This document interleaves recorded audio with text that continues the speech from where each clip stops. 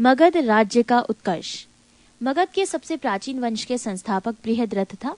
इसकी राजधानी गिरिब्रज राजगृह थी। जरासंध बृहद्रथ का पुत्र था।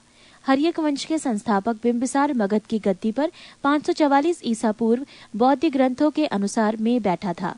वो बौद्ध धर्मों का अनुयायी था। बिंबिसार ने ब्रह्मदत्त को हराकर अंग राज्य को मगध में मिला लिया। बिंबिसार ने राजगृह का निर्माण कर उसे अपनी राजधानी बनाया। बिंबिसार ने मगध पर करीब 52 वर्षों तक शासन किया।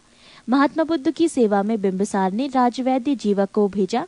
अवंती के राजा प्रद्योत जब पांडु रोग से ग्रसित थे, उस समय भी बिंबिसार ने जीवक को उनकी सेवा सुश्रूषा के लिए भेजा था। बिंबिसार ने वैवाहिक संबंध स्थापित कर अपने साम्राज्य का विस्तार किया। इसने कौशल नरेश प्रसेनजित की बहन महाकौशला से, वैशाली के चेटक की पुत्री चेलना से तथा मद्र देश आधुनिक पंजाब की राजकुमारी क्षेमा से शादी की।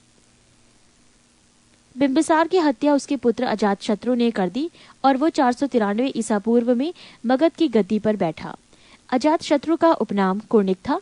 अजातशत्रु ने 32 वर्षों तक मगध पर शासन किया। अजातशत्रु प्रारंभ में जैन धर्म का अनुयायी था। अजातशत्रु के सुयोग्य मंत्री का नाम वर्षकार वरस्कार था। इसी की सहायता से अजातशत्रु ने वैशाली पर विजय प्राप्त की। अजातशत्रु की हत्या उसके पुत्र उदयन ने 461 ईसा पूर्व में कर दी और वह मगध की गद्दी पर बैठा। उदयन ने पाटलिग्राम की स्थापना की।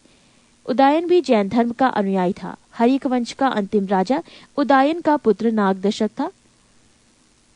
नागदशक को उसके अमात्य शिशुनाग ने 412 ईस्वी में अपदस्थ करके मगध पर शिशुनाग वंश की स्थापना की। शिशुनाग ने अपनी राजधानी पाटलिपुत्र से हटाकर वैशाली में स्थापित की। शिशुनाग का उत्तराधिकारी कलाशोक पुनः राजधानी को पाटलिपुत्र ले गया। शिशुनाग वंश का अंतिम राजा नंदीवर्धन था। नंद वंश का संस्थापक महापदम नंद था। नंद वंश का अंतिम शासक घनानंद था। ये सिकंदर का समकालीन था। इसे चंद्रगुप्त मौर्य ने युद्ध में पराजित किया और मगध पर एक नए वंश मौर्य वंश की स्थापना की।